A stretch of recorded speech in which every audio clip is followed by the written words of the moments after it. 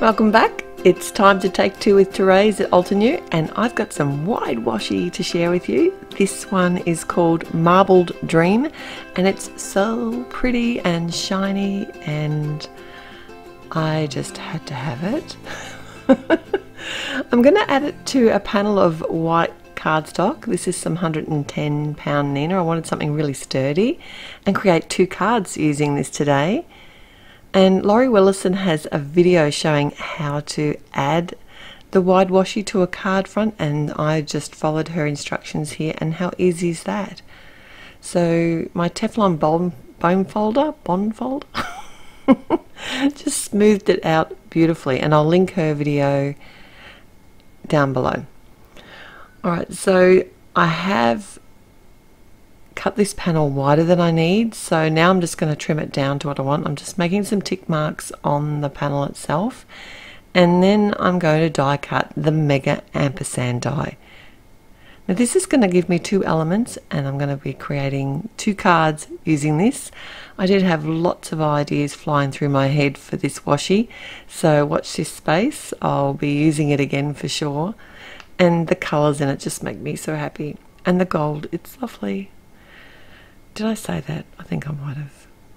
Anyway, my sub-sentiment today is, on the first card, is from the Delicate Flower Bed, and I thought this is a really nice sentiment to go with the ampersand. And I did white heat emboss that on some black cardstock, and this is really going to pop on the bold colours of that wide washi. See, I don't usually use my washi. I have washi, I have lots of it, and I love to look at it, and I want to use it. So I'm trying to be good. Because of the bright bold colours and the gold, I thought it'd be really fun to add some black and white elements. So I've chosen the Retro Plantains stamp set, lined up the stamp with the die because this is a really long thin die, and I wish I had tested this before I kept on stamping, because I didn't do it very well. I wasn't concentrating.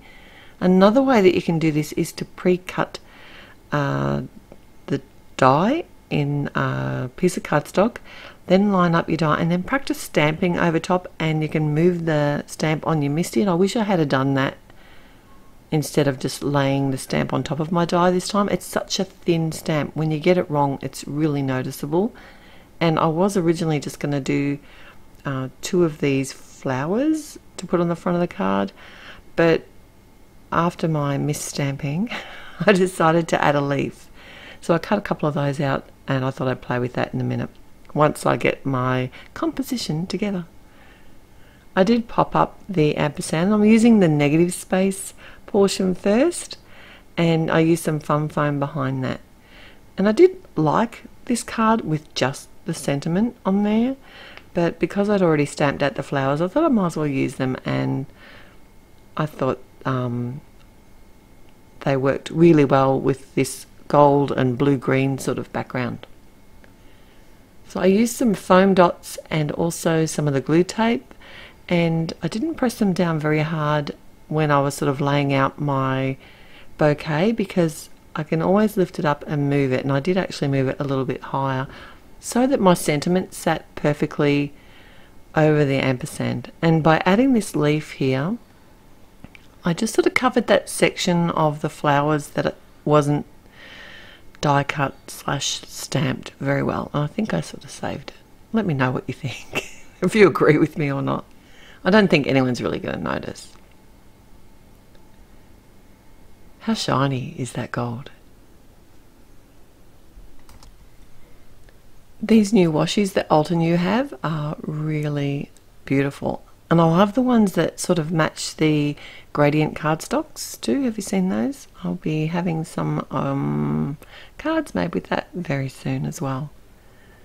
So my second card here, I've used the Dotted Bloom stamp set and created my own background panel, and I've stuck to that black and white theme here because I think that works really well with this Marbled Dream washi tape. And I've used the obsidian black ink, and I can just twist and rotate the stamp, and making sure that I stamp the image off the edges of the cardstock, and it kind of filled up this background panel really well. I was impressed actually. And I do love the way that this obsidian ink stamps. It's probably, dare I say, my favourite black ink. Please don't tell all my other black inks. And did you know that Altenew actually have their own stamp cleaner product now, and it works beautifully with this obsidian ink on the photopolymer stamps. And I just spray it on the stamp itself, and then come in with, like, this is just a chamois from one of the cheap shops, and it cleans it really well. I'm impressed. So I did a similar style sentiment for this card. I thought that they would, you know, sort of go together really well. So I did white heat emboss a sentiment on some black cardstock again, and this one's from the Flower Vine stamp set, and I use this one all the time. I love the little font, and especially if I haven't pre-organised a sentiment, I find this always has something that I can use. Alright, so I've attached the panel to the front of a top fold card, and then I popped up the ampersand itself. I just used some foam dots to do that, and I used some black foam squares to pop up my sentiment this time.